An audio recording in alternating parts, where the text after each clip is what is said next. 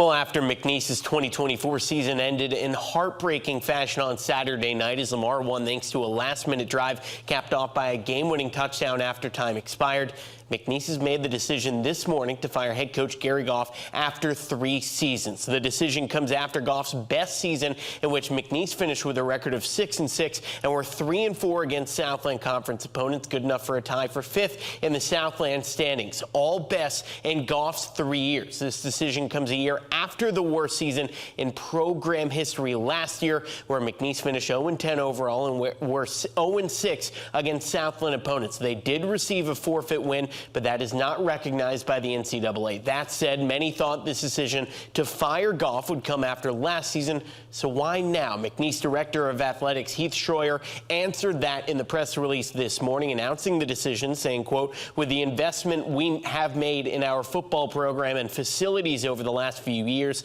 we will not accept nor celebrate mediocrity. McNeese is a special place with a rich tradition, and we have one of, if not the best fan bases in FCS football. We should be competing for Southland championships and be nationally relevant. I will find a coach who not only accepts that standard but embraces it," end quote. This is, of course, not the first time we've heard Schroyer say exactly that, almost verbatim. If you refresh your memory, here's what he had to say after they fired McNeese basketball head coach John Aiken.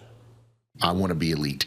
I want to compete for conference and tournament championships, period. That is the expectation of this program moving forward. It really is for all of our sports.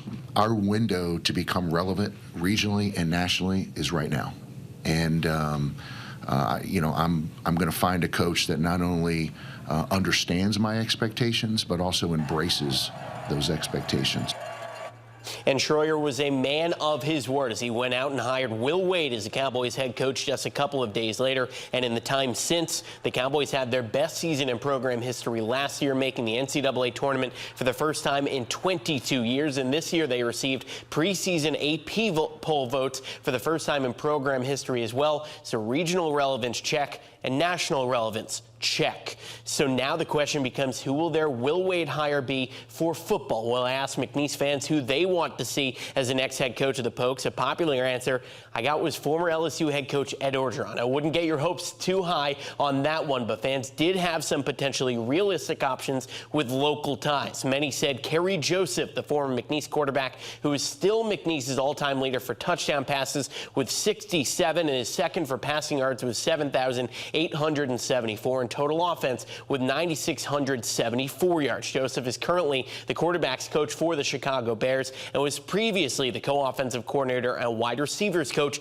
at McNeese and served as the interim head coach of the Cowboys in 2018. Another name Cowboys fans mentioned was Slade Nagel, the current LSU special teams coordinator and tight ends coach and former Barb quarterback, where he earned all-state and all-district honors, and McNeese quarterback from 99 to 2001, where he helped lead the Cowboys to 2 appearances in the NCAA playoffs and a Southland title. Another name mentioned was Tim Leger, the current UL Lafayette offensive coordinator, who is the McNeese OC for 9 years. So whether it's Leger, Joseph, Nagel, or someone else remains to be seen, but we'll keep you updated both on air and online once the decision is officially made.